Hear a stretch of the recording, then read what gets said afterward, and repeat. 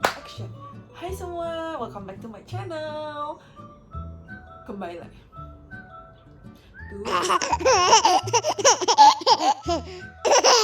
Dua, tiga. Action. Hai semua, welcome back to my channel. Kembali lagi dengan gue, Alice LB. Nah, di video gue kali ini, gue nggak akan nge-review makanan atau ngemukbang. Oke, gue nggak akan makan hari ini. Hari ini kita akan melakukan sesi Q&A. Oke, nah jadi gue udah ngepost di Instagram gue kemarin di sini. Oke, buat ngumpulin pertanyaan-pertanyaan tentang gimana rasanya tinggal di Malaysia gitu. Jadi tanpa oke. Jadi mari kita buka Instagram gue dulu. Oke. Mari kita lihat pertanyaan-pertanyaan dari rekan-rekan saya di Instagram. Nah, jadi kemarin di Instagram itu gue ngepost, hai semuanya, mau sharing pengalaman tinggal di Malaysia. Oke, jadi kalau ada pertanyaan tolong diketik di box ini. Alright? Oke.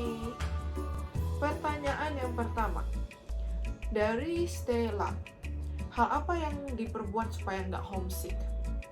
Oke, nggak homesick.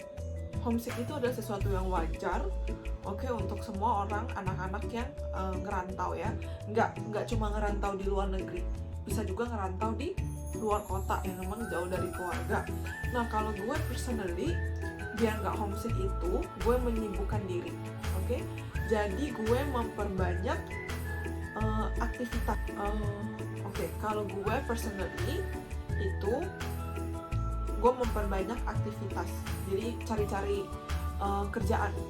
Mungkin udah sibuk di kantor, mungkin nanti habis ngantor gue olahraga, atau weekend ntar gue keluar.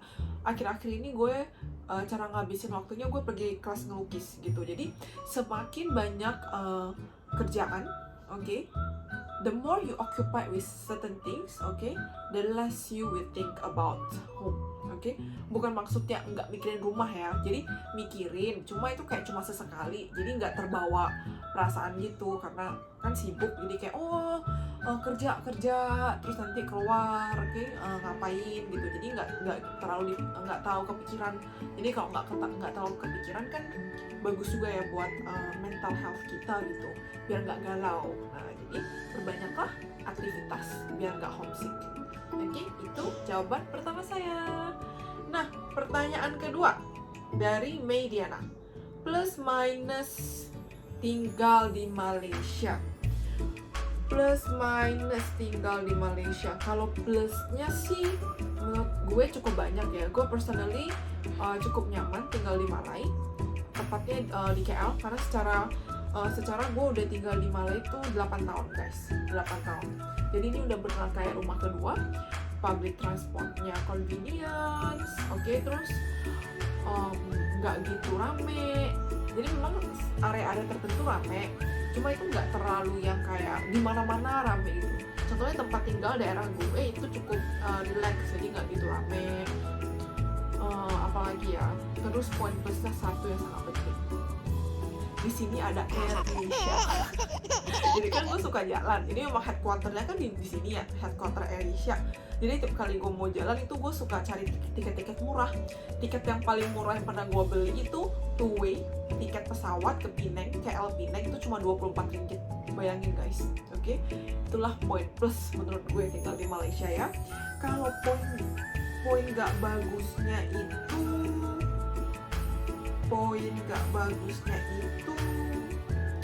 apa ya? Ini sebenarnya bukan related dengan Malaysia banget sih, tapi lebih ke letak geografis ya. Gue mau pulang kampung tuh ribet banget. Jadi kalau gue di Malai, gue mau pulang kampung gue kan di Bintan. Nah itu nggak ada direct flight.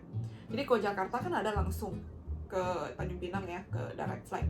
Tapi kalau di Malaysia gue harus either terbang ke Singapura, terus naik ferry, atau gue mesti terbang ke Jakarta, terus ke Tanjung Pinang, ataupun gue terbang ke Batam ke Tanjung Pinang. Jadi letak geografis Malaysia sama kota gue itu di Indonesia itu nggak convenience. Jadi kalau tiap mau balik kampung itu kayak mesti 1 harian, pokoknya udah berasa kayak mau ke Eropa. Nah itu poin nggak enaknya. Oke, poin keduanya itu makanan. Kalau udah makanan, emang makanan Indo itu nggak bisa dilawan, udah sungguh bervariasi. Jadi dari contoh di Jogja, di Bali, sama di Jakarta itu makannya beda banget gitu rasanya. Nah tapi kalau di Malaysia, dari Johor sampai ke Penang, ujung ke ujung tuh makannya udah mirip-mirip, kway teow gitu. Jadi untuk kuliner menurut gua Indo tuh lebih best. Jadi kadang kangen banget gitu sama makanan Indo. Nah, jadi itu minusnya menurut gue tinggal di Malaysia kalau sebagai orang Indonesia ya. Oke, nah jadi menurut gue itu aja so far yang gue kepikiran untuk plus minus tinggal di Malaysia. Oke, ada pertanyaan selanjutnya. Sudah dapat surat PR dari government setempat? Nah, sudah dapat surat PR dari Steven Wilson, dari government Malaysia setempat. Ini juga salah satu minusnya tinggal di Malaysia, guys. Jadi kalau di Malaysia itu mau dapat PR permanent resident itu susah banget. Jauh lebih susah dari Singapura yang gue dengar. Kalau di Malaysia itu sama kayak Singapura sih, dia tuh kayak sistem poin gitu. Lo harus ngumpulin berapa poin, kalau enggak sistemnya kayak investasi dan sejenisnya. Nah, tapi mau ngumpulin poinnya itu susah banget. Jadi gue nggak merasa gue bakal dapat PR walaupun gue tinggal di Malaysia mau 10 atau 20 tahun. Even ada teman-teman gue yang nikah sama orang lokal Malaysia ya, mereka pun masih pakai spouse visa, yaitu visa istri gitu ya. Jadi emang nggak bisa dapat PR, susah banget gitu. PR aja susah, apalagi citizenship. Jadi yang mau coba tinggal di Malaysia itu harus disiapkan mentalnya ya. Mungkin lo akan selalu pakai employment pass ataupun spouse visa. Itu poin minusnya tinggal di Malaysia juga menurut gue ya, salah satu. Terus selanjutnya ada pertanyaan dari Go with Hendro. Gimana kehidupan di sana selama COVID? Apalagi ini CMCO, katanya pengecekannya ketat ya. Jadi sebelum itu background dulu sedikit. CMCO itu Conditional Movement Control Order. Jadi apakah maksudnya CMCO itu? Jadi kalau CMCO itu kan kayak kalau MCO itu kan lockdown ya. Jadi kayak emang nggak boleh keluar rumah, cuma boleh keluar rumah itu untuk essential item aja, kayak mau ke hospital atau mau ke supermarket, kayak groceries gitu. Nah kalau CMCO ini semua toko masih buka seperti normal, tapi kita nggak boleh interstate travel.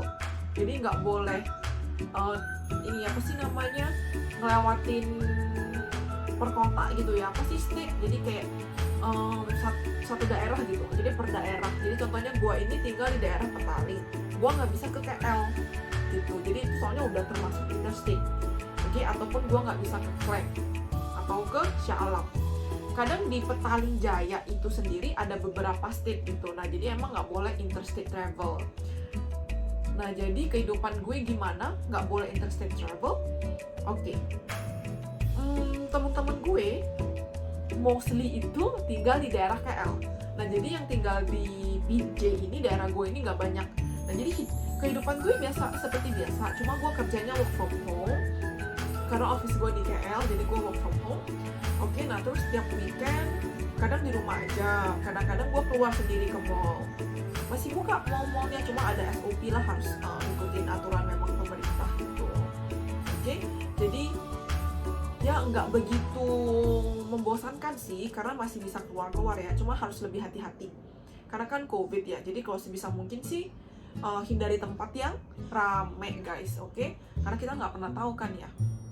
Jadi begitu sih menurut gue so far kehidupan di Malang.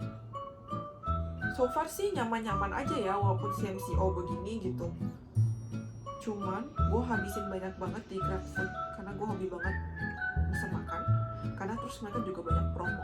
Oke, nggak apa-apa, itu hitung-hitung kita support, oke, semua bisnis support itu semua restoran, karena gue denger bisnis mereka tuh sampai reduce sampai kayak 60-70% gitu semenjak COVID ini. Oke, nah jadi itu aja jawaban gue untuk Go with Hendro. Selanjutnya gue ada pertanyaan dari Alfansi. Oke, how you manage your expenses? Normally almost at the end of months people tend to have lesser. Oke, nah jadi ini mungkin daripada pengalaman tinggal di Malaysia, ini lebih ke general questions about how I manage my expenses ya.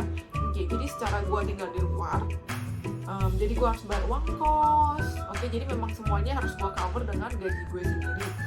Gue personally nggak gitu plan sih soal financial planning gue. Oke, jadi emang gue udah pisah dari yang mau gue simpan sama yang mau gue spend. Oke, nah jadi gimana manage expense? Kalau untuk makan gue nggak begitu ngatur. Kalau gue lagi pengen makan apa, biasa gue makan aja. Cuman untuk belanja, urusan belanja gue jarang banget beli barang. Oke, kalau bener-bener gue pengen baru gue beli. Oke, jadi gue nggak tuh kayak mau beli baju, mau beli sepatu, oke, yang kayak gitu-gitu gue beneran gue kontrol banget. Kalau nggak butuh banget gue nggak bakal beli. Oke, jadi untuk urusan belanja itu gue rada ini pelit untuk diri gue sendiri gitu. Jadi mungkin kalau untuk karena jarang belanja ya, jadi duit yang gue siapin untuk money spending gue itu sih cover aja untuk makan sehari-hari gue gitu. Cuma karena kalau memang pengen belanja ya bisa nggak cukup sih yang udah gue sediain itu. Nah tapi kan kembali lagi ya, masing-masing orang. Kalau misalnya bulan ini lu spend lebih banyak, ya bulan depan lu spend lebih dikit gitu. Jadi tetap balance. Nah jadi gimana pinter-pinter ngatur aja sih, kalau itu tetap tergantung personal preference. Pertanyaan dari tim Time to Tea. Budget potong rambut di Malaysia. Oke. Nah, kalau budget potong rambut itu beneran tergantung salon. Oke, tergantung lu mau pergi ke salon mana. Jadi di sini tuh banyak dari salon yang dari super murah sampai ke yang super elit gitu. Jadi kalau untuk budget gue itu ke salon emang langganan gue sekali potong rambut. Kalau rambut gue begini itu 99 ringgit mungkin untuk sekali potong. Nah tapi kembali lagi gitu, soalnya kadang tuh sistem potong rambut di Malaysia itu tergantung stylistnya. Di salon Malaysia itu jadi kayak ada pangkat-pangkatnya gitu, jadi tergantung dari senior sampai director. Nah senior itu biasa paling murah, jadi director berapa, senior director berapa gitu. Jadi stylist gue yang gue pergi itu kebetulan dulunya itu sebenarnya senior, jadi cuma 79 ringgit. Nah tapi karena skillnya bagus, terus dia naik pangkat jadi director. Oke, jadi gue potong rambutnya ya 98 ringgit gitu. Tapi ada kok yang lebih murah, bahkan ada yang jauh yang lebih mahal gitu ya, apalagi kayak salon-salon Korea yang emang orang Korea gitu yang motongin gitu. Jadi sini banyak banget salon-salon Korea yang super mahal. Oke, jadi bisa di Google range-nya itu emang bervariasi. Oke. Selanjutnya